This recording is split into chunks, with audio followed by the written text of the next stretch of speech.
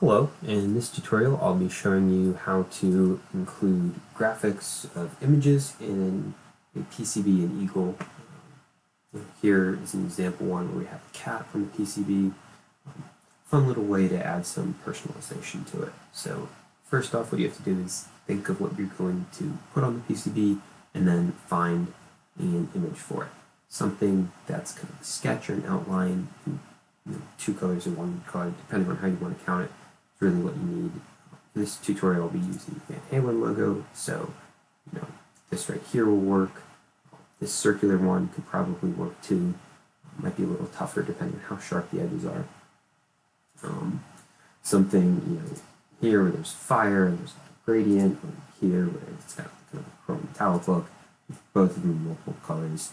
It's not going to be feasible just with putting one color onto a PCB. So you can download it and then yourself or whatever. In order to import with Eagle, we're actually going to need to have it, I think, 16 colors or less. So you might need to feed it through something first to move some of the colors. But then you can just go to a bitmap converter here. This is also linked in the written tutorial.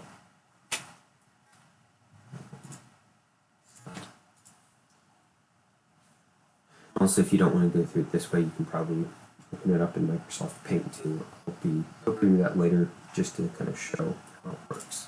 So, big thing here, pick monochrome for the color. That way we end up with just one color in the image.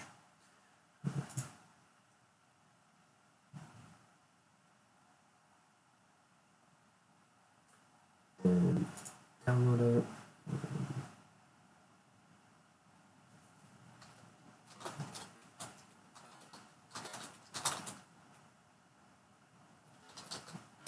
So I'm naming it that. I'll be demonstrating a couple things with this just to show kind of some kind of common pitfalls that pop up. So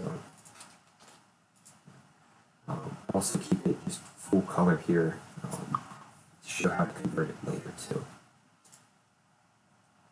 So once this is ready though, you can go into Eagle, and the first thing we're actually going to do is to save. If you're extra paranoid, you might want to make a copy of the file in case you mess this one up, or commit it in Git. Sometimes when working with this stuff, it can be hard to delete it. There's not exactly an undo button after you run a script, so it can be a good idea. File, run ULP, and then, and this is done. So,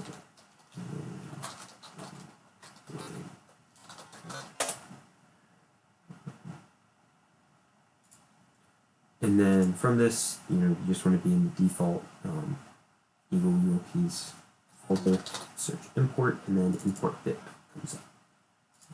Okay to this, and then we'll choose the file we want. Let's start off here. I think this one's actually weird in how it downloads that. The white is actually the color we want. This whole process is a lot of trial and error, so you might just need to start with black. And then, if your image is small enough, you can show bitmap. This one's too big. Other things here, the scale factor. So if you have a really big image, you need to make it fit a small area. Make a low scale factor to scale it down. Vice versa, small image, want to stretch more. Thing. And then the starting layer, 200 is the default fit switch you're going to use for 97% of cases. If you're ever, maybe you're putting two graphics in and you want them to be on different layers or something, you can mess with that. Because layer 200 to 110, 20, 30, something like that, it's all reserved for putting in bitmaps. So we'll get started here, and so you can see this image is pretty big. It takes a second to generate the script and take a little longer to run it. So yeah, white was the correct color to pick here. Later that's not going to be the case. It's just sort of trial and error. And take a little bit to run. So just to demonstrate some other things, we can go ahead and delete that. first, if we try to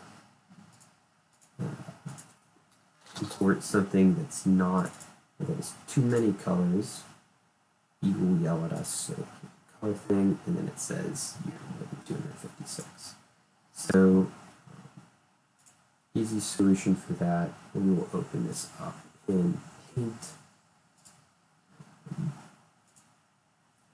And while we're here, we also might as well just make it a little smaller. As you can see, it took a while because it had to scan each pixel of the image. So then we have this, we'll go to Save As Bitmap. And in Paint, you can also limit the number of colors in it. We might as well just go monochrome, make our lives easy. If you pick something like 24, then the color selector is going to get really wide. We'll probably have a scroll bar there. Small mono.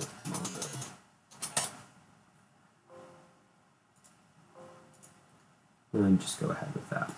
So back in Eagle, we'll go back to our handy friend here. And this time we'll pick our most recent range. And I think Paint will put the color, the black color actually in the black layer. Now is it small enough, we can also preview it. Everything kind of still applies from the time before. Generates a script a lot faster, and actually runs it a lot faster too. So now a couple of things for when you're working with it. This can sometimes be a huge pain just because the image is composed of a bunch of tiny little, turn the grid off, so it's kind of annoying. Tiny little lines, so if you try to move it, you'll just get one of them with the whole image.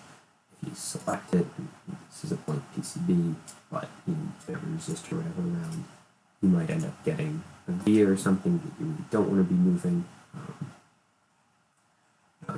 It also will write down where the image came from. You can just go ahead and delete that.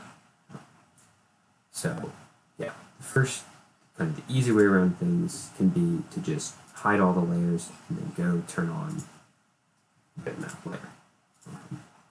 Makes it pretty easy because you can't interfere with stuff that's not there. So go down if we put in one. And to get them back, just go to layer sets and choose something like preset standard. Usually this. So,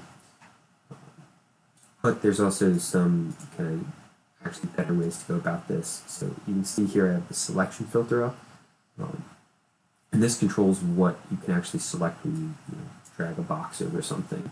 So if you have everything selected, then you drag something, everything. So the dimension, the via, the image, whatever.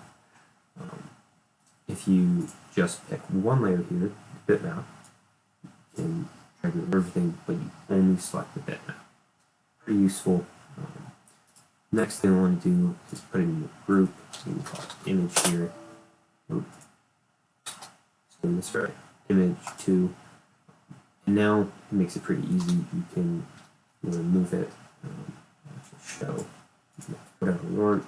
There, remove, show, and it grabs the bitmap for us.